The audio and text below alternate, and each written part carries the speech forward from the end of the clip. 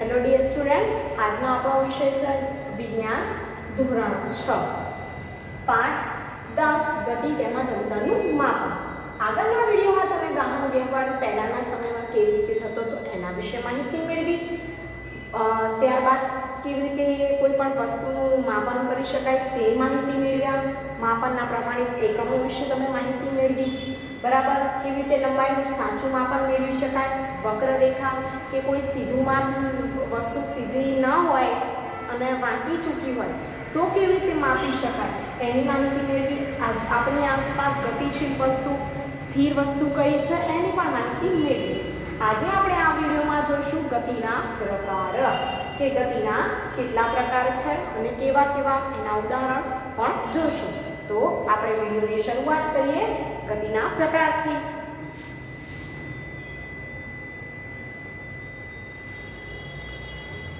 ગતિના પ્રકાર. તમે સીધા રસ્તા પર વાહનની ગતિ, કોઈ પરેડમાં સિપાહીઓની માર્ચ પરેડની ગતિ અથવા કોઈ પડતા પથ્થરની ગતિનું અવલોકન કર્યું હશે. આ કેવી પ્રકારની ગતિ છે? 100 મીટર દોડ હરીફાઈમાં પ્રતિસ્પર્ધી પણ સીધી રેખા ઉપર દોડે છે. શું તમે તમારી આજુબાજુ જોઈને એવા પ્રકારના વધારે ઉદાહરણ વિચારી શકો છો? સીધા પાટા પર દોડતી ટ્રેન, વૃક્ષ પરથી પડતું પાકું ફળ, સીધા રસ્તા પર ચાલતો બાળક, ઉપર અથવા નીચે તરફ ગતિ કરતી લિફ્ટ વગેરે સીધી રેખા પર ગતિના કેટલાક ઉદાહરણો છે. આ બધા ઉદાહરણોમાં આપણે એ જોઈએ છે કે વસ્તુઓ સીધી રેખામાં ગતિ કરે છે. આ પ્રકારની ગતિને સરળ રેખીય ગતિ કે સુરેખ ગતિ કહે છે. પ્રવૃત્તિ એક પથ. હવે સીધા માર્ગે જે થતી ગતિ છે એને શું કહેવાય? સુરેખ ગતિ કહેવાય. તમારે વ્યાખ્યા લખવાની છે. જેટલી ગતિ આવે એ બધાની વ્યાખ્યા લખવાની. એના ઉદાહરણ 2 માર્કના પ્રશ્નમાં વ્યાખ્યા અને ઉદાહરણ પૂછાતું હોય છે.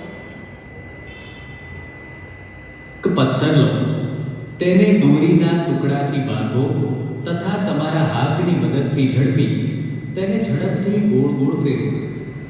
પથ્થરની ગતિને ધ્યાનથી જુઓ. પથ્થર વર્તુળાકાર માર્ગને અનુસરીને ગતિ કરે છે. આ ગતિમાં પથ્થરનું અંતર તમારા હાથથી સમાન રહે છે. હવે જુઓ, વર્તુળાકાર માર્ગ આ શું દર્શાવવાનું છે અહીંયા પ્રવૃત્તિમાં? તો આવી રીતે તમે પથ્થર અને દોરી લઈને ગોળ ગોળ ફેરવી શકો. તમે ગોળ ગોળ ફેરવો તો તમને શું થાય? તો આ વર્તુળાકાર માર્ગ દેખાય છે તમને. બરાબર, આ વર્તુળાકાર માર્ગમાં તમે આ જે છે અહીંયા કેન્દ્રથી ત્રિજ્યા દર્શાવેલી છે અને ગોળ ગોળ વર્તુળાકાર માર્ગમાં એ પથ્થર ફરી રહ્યો છે. આ પ્રકારની ગતિને વર્તુળાકાર ગતિ કહે છે. વીજળીના પંખાના પાંખિયા ઉપર અંકિત કોઈ ચિહ્નની ગતિ અને કોઈ ઘડિયાળના સેકન્ડ કાંટાની ગતિ વર્તુળાકાર ગતિના ઉદાહરણો છે. હવે વર્તુળાકાર માર્ગ પર થતી ગતિને વર્તુળાકાર ગતિ કહેવામાં આવે છે, કે જે વર્તુળાકાર માર્ગ પર થતી હોય. હવે એના ઉદાહરણ કયા કયા છે? તો પંખાના પાંખિયાની ગતિ, પછી સેકન્ડ કાંટાની ગતિ એ કેવી ગતિ છે, અથવા તો કોઈ પણ મિનિટ કાંટો છે, કલાક કાંટો, એ ઘડિયાળના કાંટાની ગતિ પણ કેવી છે? વર્તુળાકાર ગતિ છે. વીજળીનો પંખો અથવા ઘડિયાળ એક સ્થાનથી બીજા સ્થાને સ્વયં ગતિ કરી શકતા નથી, પરંતુ પંખાના પાંખિયા ફરે છે તથા તેવું જ ઘડિયાળના કાંટા પણ ફરે છે. જો આપણે પંખાના પાંખિયા અથવા ઘડિયાળના કાંટા પર કોઈ જગ્યાએ નિશાન બનાવીએ તો ફરતી વખતે પંખા અથવા ઘડિયાળના કેન્દ્રથી તે ચિહ્નનું અંતર સમાન રહેશે. કેટલાક કિસ્સામાં વસ્તુ એક નિશ્ચિત સમય અંતરાલ પછી પોતાની ગતિનું પુનરાવર્તન કરે છે. આ પ્રકારની ગતિને હવે જો આગળ આપણે જોયું કે પંખાના પાંખિયા ફરે છે અને કાંટો ફરે છે. હવે અહીંયા નવી ગતિની વાત, કે ચોક્કસ અંતરાલે કે ચોક્કસ સમય શું થાય કે પોતાની ગતિનું શું થાય પુનરાવર્તન થાય છે, બરાબર. હિંચકો ખાતી તમે છોકરી જુઓ, હિંચકો આગળ જાય પાછો આવે, ફરી આગળ જાય ફરી પાછો આવે. પછી આ જે લોલક છે ઘડિયાળમાં, એ લોલક આમ આમ આમ ગતિ કરે છે. ઘંટમાં જુઓ આમ જશે આમ જશે. ઢોલકમાં પછી તાર જુઓ તો એમાં ગતિનું શું થાય છે પુનરાવર્તન થાય છે. આવા પ્રકારની ગતિને આવર્ત ગતિ કહેવાય છે. આવર્ત ગતિ કહે છે દોરીથી બાંધેલ એક પથ્થર લો. હવે દોરીને તમારા હાથમાં પકડો તથા પથ્થરને દોરીથી લટકવા દો. બીજા હાથ વડે પથ્થરને એક બાજુ ખેંચો અને પછી મુક્ત ગતિ કરવા માટે છોડી દો. તે એક લોલક છે. આ લોલક મનોરંજનની સાથે આપણને આવર્ત ગતિ સમજવામાં મદદ કરશે. કોઈ લોલકની ગતિ વૃક્ષની શાખાઓનું અહીં તહીં લહેરાવવું, હિંચકો ખાતા બાળકોની ગતિ જો લોલક, પછી શાખાઓનું લહેરાવવું, હિંચકો ખાતા બાળકની ગતિ, સિતારના તારની ગતિ, સિતારના તારની ગતિ, વાગતી વખતે ઢોલકની સપાટીની ગતિ, આ બધા આવર્ત ગતિના ઉદાહરણો છે, જેમાં વસ્તુઓ એક નિશ્ચિત સમયના અંતરાલ પર પોતાની ગતિનું પુનરાવર્તન કરે છે. જ્યારે આપણે દોરી વડે બાંધેલા પથ્થરને વર્તુળાકાર ગતિ કરાવીએ છીએ ત્યારે પથ્થરનું હાથથી અંતર સમાન રહે છે. જેમ વર્તુળ પર રહેલા દરેક બિંદુનું કેન્દ્રથી અંતર સમાન હોય છે, તેમ વર્તુળાકાર ગતિ કરતા પથ્થરનું હાથથી અંતર સમાન હોય છે. હવે જુઓ, આપણે જાણીએ કે જેમ વર્તુળ પર રહેલા દરેક બિંદુનું કેન્દ્રથી અંતર કેવું હોય સમાન હોય, એમ વર્તુળાકાર ગતિ કરતા પથ્થરનું હાથથી અંતર પણ કેવું હોય છે સમાન હોય છે. અને આ કયા પ્રકારની ગતિ છે તો વર્તુળાકાર ગતિ છે. એનો પથ કેવો છે વર્તુળાકાર. શું તમે સિલાઈ મશીનનું અવલોકન કર્યું છે? તમે ધ્યાન આપ્યું હશે કે સિલાઈ મશીન તે પોતાની જગ્યા પર જ રહે છે જ્યારે તેનું પૈડું વર્તુળાકાર ગતિમાં હોય છે.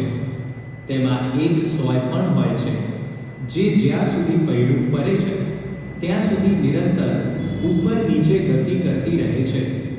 હવે જુઓ, પૈડું અને સોય, તો પૈડું કેવી ગતિ દર્શાવે છે? સીવવાના સંચાની વાત કરીએ તો એમાં બધી ગતિ આવે છે મોટા ભાગે. તો કેવી રીતે? તો પૈડું છે વર્તુળાકાર ગતિ, સીવવાની સોય ઉપર નીચે ફરે એટલે આવર્ત ગતિ કરે છે, બરાબર. આવું છે ને, અહીં સોય આવર્ત ગતિ કરે છે. શું તમે જમીન પર ગબડતા દડાની ગતિનું અવલોકન કર્યું છે? અહીં દડો જમીન પર ગબડતો આગળ ગતિ કરે છે.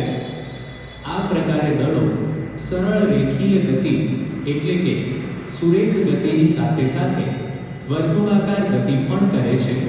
હવે આપણે દડાની વાત કરીએ કે દડો ગબડીને આગળ જાય છે. હવે દડો પોતે ગબડે છે ગોળ ગોળ ગોળ ગોળ ગોળ એટલે એ વર્તુળાકાર ગતિ, દડાની ગતિ. અને ગબડીને આગળ જાય છે એટલે કેવી સીધી રેખામાં ગતિ કરે તો એને કહેવાય સુરેખ ગતિ. શું તમે આવા અન્ય ઉદાહરણો બતાવી શકો છો જેમાં વસ્તુની ગતિ વિભિન્ન પ્રકારની ગતિ સાથે સુસંગત હોય? સુરેખ ગતિ પથ પર ગતિ કરતી કારના પૈડાની ગતિ અને સીધા પાટા પર ગતિ કરતી ટ્રેનના પૈડાની ગતિ સરળ રેખીય ગતિ એટલે કે સુરેખ ગતિની સાથે સાથે વર્તુળાકાર ગતિના કેટલાક ઉદાહરણો છે. હવે એવું પૂછે કે સુરેખ ગતિ અને વર્તુળાકાર ગતિ બંને થતું હોય, બંને ગતિ થતી હોય તેવી તેવી ઉદાહરણ આપો તેવા. તો તમે લખી શકો છો કે સીધા રસ્તા પર જતી કારની ગતિ એટલે કે ગાડીની ગતિ, એમાં ગાડી સીધા રસ્તે જાય એટલે રેખીય ગતિ, સુરેખ રેખીય ગતિ. અને પૈડા છે એની વર્તુળાકાર ગતિ. ત્યારબાદ એવી રીતે ટ્રેન, તો ટ્રેન સીધા રસ્તા પર જાય છે અને એના પર ગોળ ગોળ ફરે છે એટલે સીધી ગતિ છે સુરેખ ગતિ. અને પૈડા માટે શું કહીશું? વર્તુળાકાર ગતિ. વળી મિસ્ત્રીના ડ્રીલની સોયની ગતિ પૃથ્વીનું પોતાની ધરીની આસપાસનું ભ્રમણ તેમજ સૂર્યની ફરતેનું પરિભ્રમણ, સરક્યા વિના ઢાળ પરથી ગબડતા દ્રઢ પદાર્થની ગતિ વગેરે વસ્તુ કે પદાર્થની એક ગતિની સાથે બીજા પ્રકારની ગતિના કેટલાક ઉદાહરણો છે. આ પ્રકરણમાં આપણે ઘણી બધી માપનની પ્રવૃત્તિઓ કરી તથા કેટલાક પ્રકારની ગતિના વિષયમાં ચર્ચા કરી. આપણે જોયું કે સમયની સાથે સ્થિતિમાં થતા પરિવર્તનને ગતિ કહે છે. સ્થિતિમાં થયેલા આ પરિવર્તનને આપણે અંતરમાપન દ્વારા સમજી શકીએ છીએ. આનાથી આપણને એ જાણકારી પ્રાપ્ત થાય છે કે કોઈ વસ્તુ કેટલી ધીમી અથવા ઝડપી ગતિ કરી રહી છે. જમીન પર ગોકળગાયની ગતિ, પતંગિયાનું એક પુષ્પ પરથી બીજા પુષ્પ પર જવું, નદીના પ્રવાહમાં નાના પથ્થરોની ગતિ, હવામાં ઊંચાઈએ ઉડતા અને જેટ પથચિહ્ન બતાવતા વિમાનની ગતિ, પૃથ્વીની આજુબાજુ ચંદ્રની ગતિ, આપણા શરીરમાં રુધિરનું પરિવહન વગેરે ઉદાહરણો આપણી આજુબાજુ થનારી ગતિને દર્શાવે છે.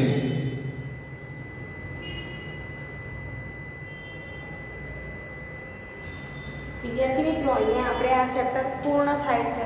તો તમે વિડીયો આગળ જોજો અને આ વિડીયોમાં પણ જોજો જે શીખ્યા એમાં વ્યાખ્યા છે કે અગત્યના ઉદાહરણ છે તમારે નોટબુકમાં લખવાના છે. હવે આપણે પ્રશ્નોની ચર્ચા કરીશું. તો ચાલો જોઈએ. પ્રશ્નો એટલા માટે કરાવશો કે તમે તૈયારી કરો ઘરે.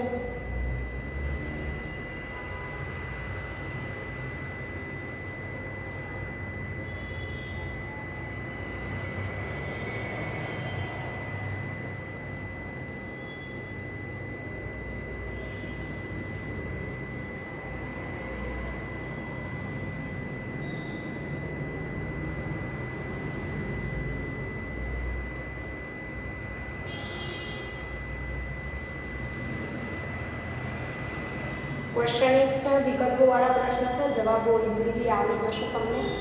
કે તમારા કંપાસમાં રહેતી ફૂટપટ્ટી નીચે બતાવેલ છે. આપેલ અંતરોથી કયું અંતર માત્ર એક જ વખત ફૂટપટ્ટી વાપરીને માપી શકાય નહીં? 0.2 મીટર, 0.15 મીટર, 0.05 મીટર, 0.1 મીટર. એવું કીધું છે કે કયું અંતર એક જ વખત ફૂટપટ્ટી વાપરી માપી શકાય નહીં? તો 0.2. બીજો પ્રશ્ન,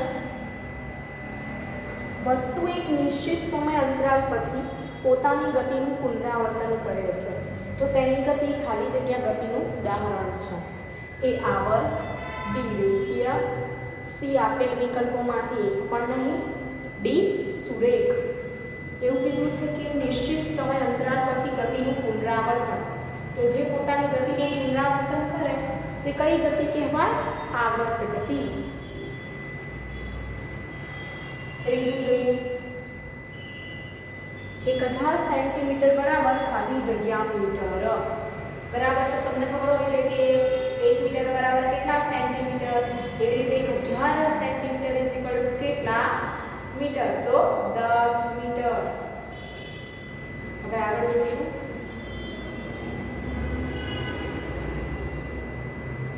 આપેલ ચાર આકૃતિમાંથી બ્લોકની લંબાઈ માપવા માટે અને યોગ્ય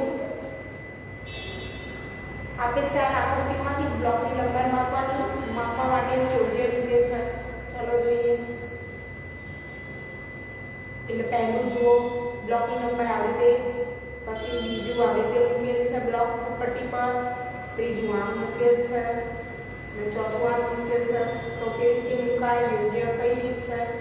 તો અહીંયા જુઓ, આ રીતે માપી શકાય બ્લોકની લંબાઈ. બરાબર.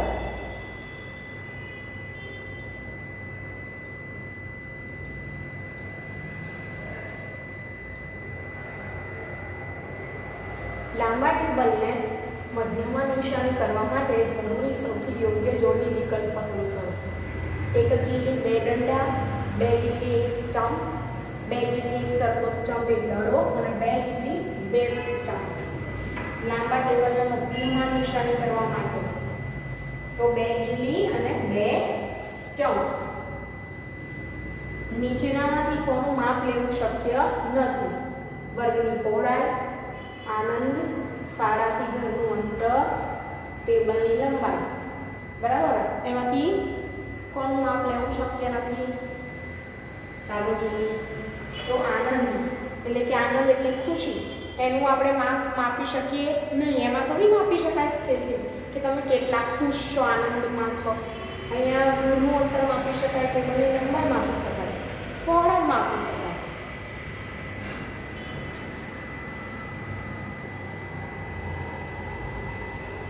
એક 1000 મીટર બરાબર કેટલા કિલોમીટર? હવે કિલોમીટરની વાત છે. 1000, 10, 100, 1. તો 1000 મીટર બરાબર 1 કિલોમીટર. આગળ જોઈએ 10મું. આપેલા વિકલ્પોમાંથી લંબાઈનો નાનો એકમ ખાલી જગ્યા છે. A centimetre, B kilometre, C millimetre, D metre. લંબાઈનો એકમ પૂછો છે, નાનો એકમ. તો જોઈએ મિલીમીટર એ સૌથી લંબાઈનો નાનામાં નાનો એકમ.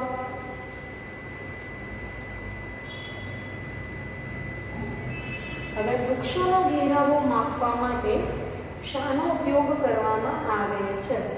એ લોખંડની મીટર પટ્ટી, બી કપડાની માપપટ્ટી, સી પ્લાસ્ટિકની માપપટ્ટી, ડી કંપાસ બોક્સની ફૂડ પટ્ટી. તો વૃક્ષનો ઘેરાવો માપવા માટે કપડાની માપપટ્ટીનો ઉપયોગ થાય છે કે વૃક્ષ કેટલું ફેલાયેલું છે. આગળનો પ્રશ્ન જોઈશું. 12મો ચિત્ર જોઉં તમે.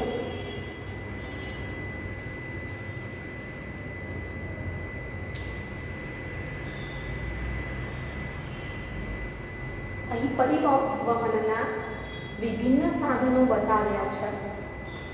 તેમને પ્રાચીનથી અત્યાધુનિક મુજબ સાચા ક્રમમાં ગોઠવો.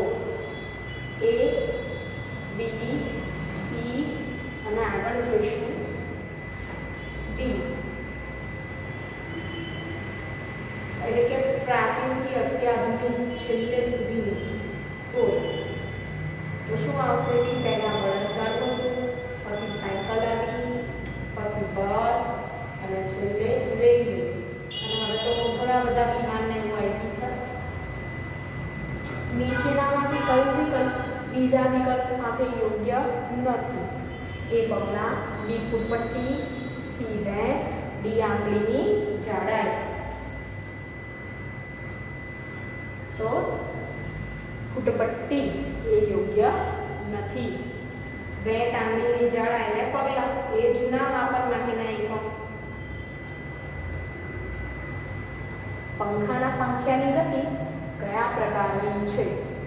વર્તુળાકાર ગતિ, સુરેખ ગતિ, આપેલ પૈકી એકય નહીં કે વક્ર ગતિ? ચાલો જોઈએ. તો પંખાના પાંખિયાની ગતિ કેવી છે? વર્તુળાકાર ગતિ. પાંખિયા ગોળ ગોળ ફરે છે.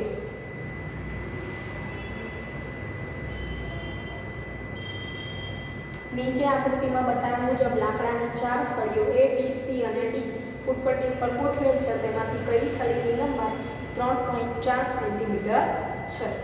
એ જોવાની છે. 3.4 કીધું છે. બરાબર. તો શું આવશે? Option C. એ 3.4 મીટર છે, સેન્ટીમીટર સોરી. કોઈ પણ માપને ખાલી જગ્યા ભાગમાં વ્યક્ત કરી શકાય. 3, 1, 2, 4.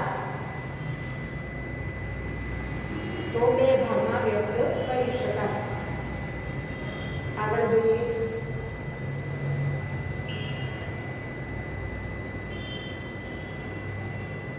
સેન્ટીમીટર કરતાં નાનો એકમ કયો છે? A metre, B kilometre, C C decimetre, D millimetre. Centimetre કરતાં નાનો એકમ પૂછ્યો છે. તો જોઈએ આપણે મિલીમીટર. કોણીથી આંગળીઓના છેડા સુધીના અંતરને ખાલી જગ્યા કહે છે. એ બીટ, બી વાર, સી ક્યુબિટ, ડી ક્યુબ. તો આ પાઠમાં આપણે આવી ક્યુબિટ કહે છે. આગળનો પ્રશ્ન જોઈશું. આપેલ લંબાઈને માપપટ્ટીની મદદથી અલગ વ્યક્તિઓ દ્વારા માપતા અવલોકનો. એ શૂન્ય મૂલ્યના મળે છે. બી એકબીજાથી અત્યંત નજીક પણ સંપૂર્ણ સમાન આવતા નથી. એકબીજાથી ખૂબ અલગ આવે છે. ડી સંપૂર્ણ સમાન આવે છે. ચાલો જોઈએ. તો એકબીજાથી અત્યંત નજીક પણ સંપૂર્ણ આવતા નથી. હવે લંબાઈના ચોક્કસ માપન માટે ખાલી જગ્યા જરૂરી છે. એ પગની લંબાઈ, બી કોઈપણ અવ્યવહારુ એકમ, વેંધની લંબાઈ, પ્રમાણભૂત એકમો. તો લંબાઈના ચોક્કસ માપન માટે પ્રમાણભૂત એકમો જરૂરી છે. હવે ઉડતા પક્ષી માટે ગતિશીલ ખાલી જગ્યા ગતિશીલ કહેવાય. આપેલ પૈકી એક પણ નહીં સ્થિર હોય છે. એક જ સ્થાને હોતા નથી, એક જ સ્થાને હોય છે. તો ખાલી જગ્યા માટે ગતિશીલ કહેવાય કે એના માટે એક જ સ્થાને હોતા નથી, માટે એને ગતિશીલ કહેવાય.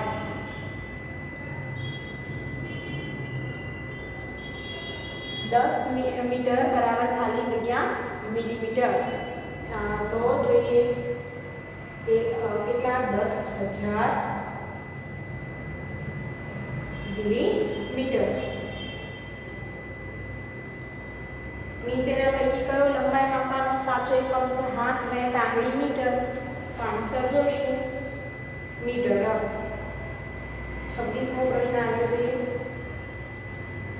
વક્રરેખાની લંબાઈ માપવા માટે આપણે શેનો ઉપયોગ કરીએ છીએ? ગિલ્લી, લાકડી, બેટ કે દોરી? તો દોરીનો ઉપયોગ કરીએ છીએ.